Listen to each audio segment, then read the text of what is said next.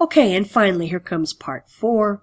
Once again continuing with Excel Module 3, Lab 1, August Online Technology.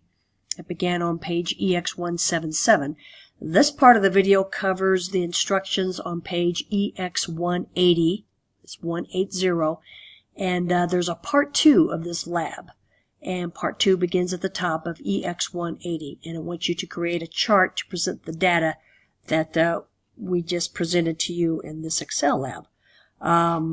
So we just did the sparkline, so now we're ready for this. There's more additional formatting you're going to do, but this is for part 2 of the lab, page EX180. So here's how you're going to insert that chart. You're going to use the non-adjacent ranges B3, which are the years B3 through I3, and then the range B19 through I19. So since they're not next to each other, they're not adjacent to each other, they're not adjacent, we're going to have to use the control key. And I've told you this before in a previous lab from one of the other modules that Excel has a quirkiness, it seems, when it comes to inserting charts. It depends on whether or not you use the control key or the shift key and how you hold your jaw. I swear. It just depends on what mood it's in. But in order to get this to work and to come up with the right color scheme, I do it just like this. I select the first cell, and then I hold down the control key, and I'm going to select all the way across the board here. Again, this is B3 through I3. Still holding down my control key, I'm going to come down to B19 through I19. Just like that. And then I'm going to come up to the Insert tab, and we're going to insert a chart. So we go to Recommended Charts, select that, and then you're going to select All Charts, and it shows you all the different types of charts you can do. It wants you to do a stacked area chart. Now, nowhere in here do you see stacked, but you do see area. So if you select area, these show you the different types of stacked charts. So they are stacked charts. It just doesn't say it here. It simply says area. So you're going to select that first one, and as you notice, it looks just like it does in the book. You say, OK. And there it is, covering up your pretty little Excel lab you just created.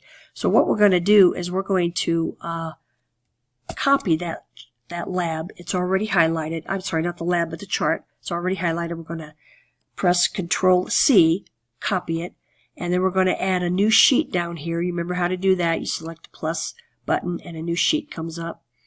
And anywhere in here, you're just going to copy and paste that chart we just did. And you can make it a little larger if you want. It doesn't have to be like that. It's going to have you change the chart title. You know how to do that.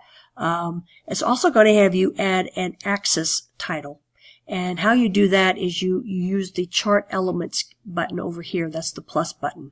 So if you select the plus button, you see all these other elements come up that you can do and add to charts in Excel. They're kind of nice. And what we're going to do is add an axis title. So you look at axis title here, select the arrow next to it, and you see a primary horizontal, primary vertical. More options come up. It wants you to add a primary vertical chart. So if I select that, I don't know if you noticed it or not, but this little nice primary vertical chart title came up right here on the side. So if you click inside that, it tells you to type something in there. But if you click inside it and delete all the letters that are in there, you can type in whatever the title wants you to be, and it's going to have you do that. And I think that's about it. So I just want to show you how to insert that chart. But I have had so many students have problems, and then come back over here and don't forget to delete it off of this page. Because it's now added to this page. It's going to have you change the sheet title and all that. So you already know how to do that. But I have had it do some weird things if I don't do the control key just the way I did. And I'm going to show you real quick. Like I'm going to select this one. I'm going to hold down the control key and just come across like this, because that's a real easy way to do it. And still holding down the control key, just slide my mouse across like this. Looks all nice and easy. I go up to the Insert tab. I go to Recommended Charts. I select All Charts. And look at the color scheme. It's gone to a completely different color scheme than what should be in here. So now my chart's going to look like that. all because of how I held down the control key. I mean, that's just bizarre, but it's just a quirkiness that Excel has.